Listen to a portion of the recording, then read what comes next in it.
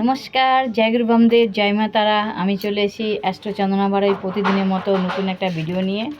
তো আজ চলো আমরা দেখব কার কার কোন কোন রাশিতে কি কি এবার হবে। তো চলো দেখা যাক। তো তার আগে আমি বলিনি যে আমার ভিডিওটা যারা যারা দেখবে তারা আমাকে জবা ফুলের ভালোবাসা দিতে ভুলবে না।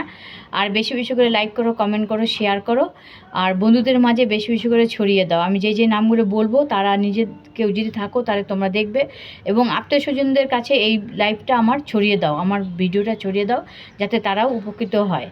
আর আমার ইউটিউবে একটা চ্যানেল আছে, চ্যানেল নাম হচ্ছে চন্দনা বাড়াই। সেখানে গিয়ে বেশি বেশি করে সাবস্ক্রাইব করে দিয়ে বেল আইকনটি বাজিয়ে দিয়ে পাশে থেকো, তাহলে প্রথম ভিডিওটা, প্রথম নোটিফিকেশনটা তোমাদের কাছে পৌঁছে যাবে। তো নোট ডাউন করে নেন, নোট ডাউন করে নাও যে কী কী নামের লোকেদের এবার কি কি হতে চলেছে। এই 2026 সাল সূর্যদেবের জন্য কি করতে হবে, তোমাদেরকে চূর্ণি পড়ার কোনো দরকার নেই।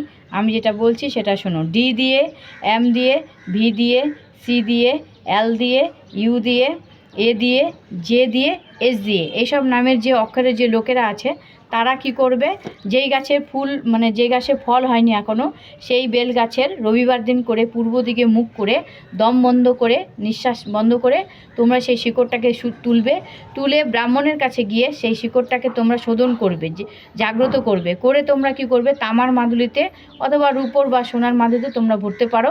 সেটাকে ভরে নিজের গায়ে ধারণ করবে।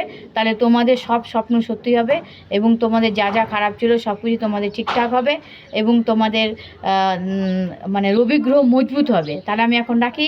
জয় গুরু বামদেব, জয় মা তারা। দেখা হবে নেক্সট ভিডিওতে।